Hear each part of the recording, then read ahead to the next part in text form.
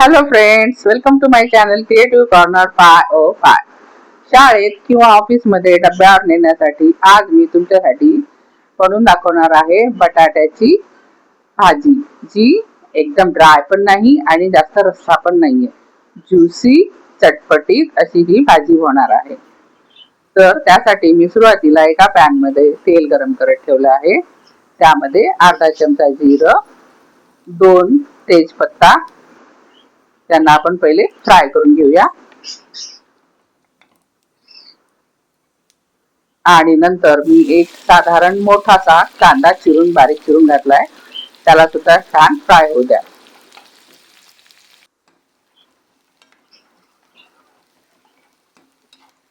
त्यानंतर एक साधारण मोठा असा टोमॅटो चिरून त्यामध्ये घाला.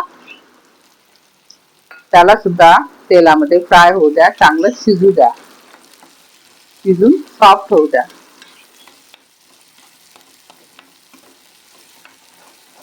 रोज डब्यावर काय कोरडी भाजी द्यावी ही आपल्याला प्रश्न पडतो, तर ही एक तुम्हाला छान ऑप्शन होईल, जी खूप ड्राय पण होणार नाही आणि खाण्यात खूप मजा येणार. कारण ही खूप ड्राय नाही होणार, ज्युसी राहणार आणि त्यामुळे छान पोट भरेल.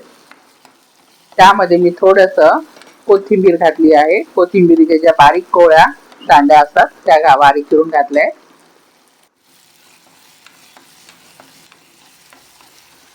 टोमॅटो असं छान शिजू द्या. त्यानंतर 2 चमचे मी बारीक किसलेलं खोबरं घालत आहे.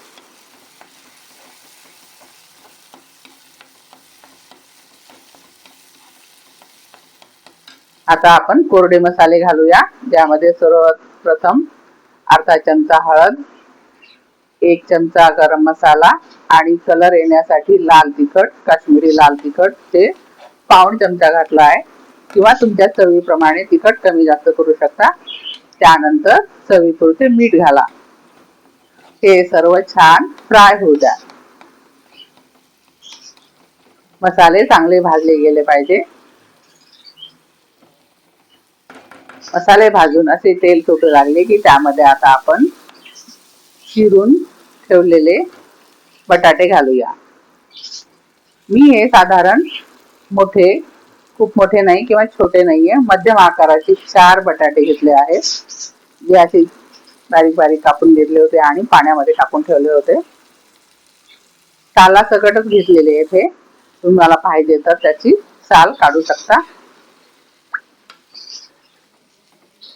हे सर्व छान मिक्स करून घ्या. बटाट्याला सगळीकडून मसाला लागला पाहिजे.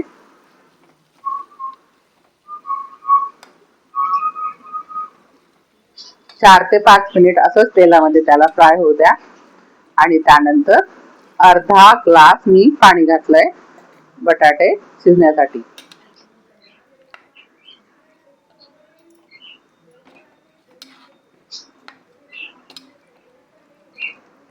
परत एकदा छान ढवळा. आता एक उकळी काढा. बघा बटाट्याला किती छान कलर आला आहे. उकळी आली की त्याला आपण झाकण लावून थोडा वेळ शिजू देऊया. मध्ये मध्ये चेक करत राहा पाणी आटलं का ते. बघा आपली भाजी कशी छान दिसत आहे. पाणी सुद्धा आटत आलं आहे. बटाटा शिजला का ते चेक करा.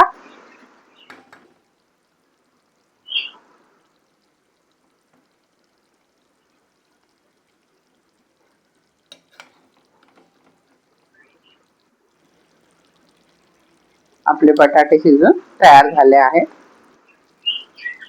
आता आपण त्याला प्लेटिंग करूया.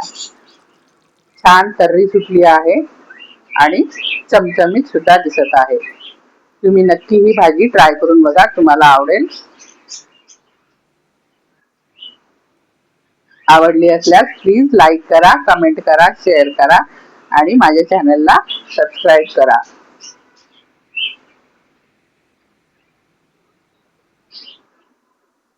Thank you.